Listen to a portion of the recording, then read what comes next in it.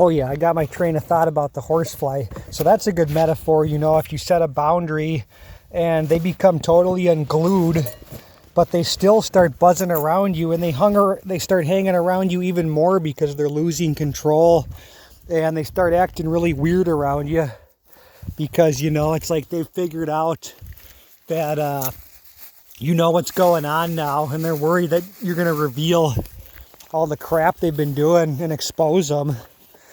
And even if you swat at them, verbally by setting a boundary or whatever, they just get more buzzing around your ear and even more annoying.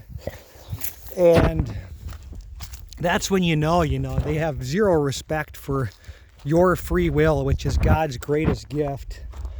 And anybody who's trying to align you with their misalignment, this is an amazing book, by the way. I'm only started the book, but it's by Chuck Perry. And I made a pilgrimage to Bethel Church. I attended a church service there. And I went into the bookstore right away. I said, I got to get the book by Chuck Perry, Alignment.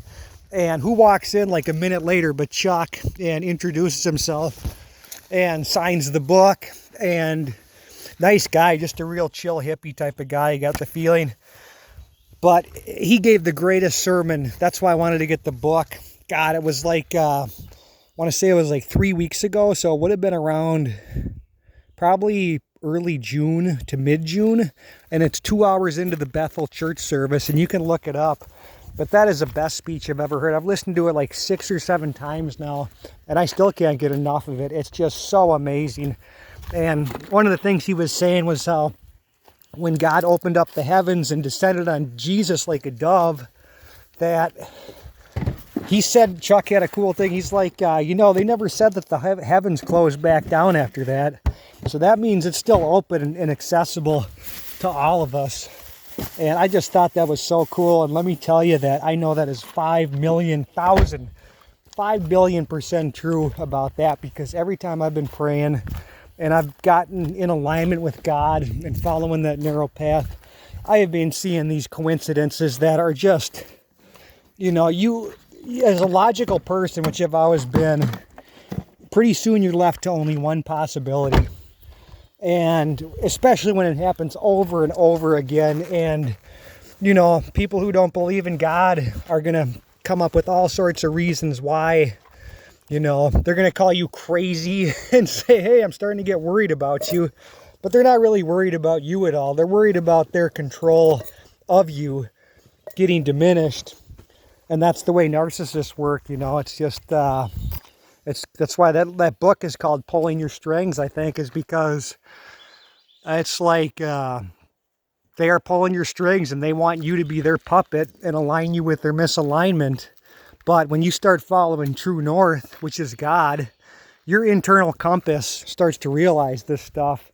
And talking about God, he will show you all the ways in which this is happening. It's through signs and books and stuff like that. And one example is, I got this amazing book by R.T. Kendall, How God Meant It for Good, talking about Joseph. And I'm like halfway through it. It's just talking about how, his brothers undermined him and threw him in the pit and sold him. And it all ended up for good. But it just also talks about how, God breaks you sometimes and you don't understand at the time why it's happening. But in hindsight, you realize that it's setting you up for something, It's like that Billy Graham thing, a no. Sometimes when you pray to God and he says no, he's setting you up for a greater yes. And that's also the same thing with God. When you don't maybe get your prayers answered at the time, we can't understand with our human comprehension why that happens. But you just have to understand our human logic is so pathetic and just pitiful compared to God. And that's when you realize, when you have those coincidences, which is another thing that Wayne Dyer used to always talk about, is coincidence in English terms. This is one of my favorite things to tell people.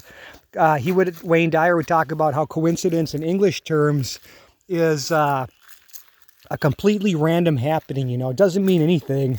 But if you go to like Principia Mathematica, you find out that coincidence in mathematical terms, the words they use to describe it are perfectly in line. And like when two lines intersect exactly as they're supposed to be, and no accidents, you know, pretty much. And that's what happens when you start following God. You start seeing this stuff. And I've never heard God's voice, and I hope I kind of don't, because, you know, I've always worried about hearing voices. When I was young, when I was, you know, experimenting with mushrooms and LSD, I was always thinking, please, I don't want to hear any voices. But you get the signs through animals, and for me, it's winged creatures like butterflies and birds popping up. And I'll pray, it'll be dark out, and the light will shine through, and a million other things that have especially happened the last few weeks. But it's just crazy when you start to see this stuff. But the whole thing is, the most important thing about seeing these signs is, like Rumi, the Persian poet, said, there is a voice that doesn't use words, listen. And the other one, crap, I'm drawing a blank.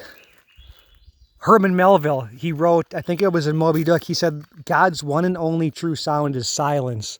So you got to go into the woods, and like Jesus did, you got to withdraw to lonely places and be alone with God and nature and just have complete silence and listen around here as I'm talking about this.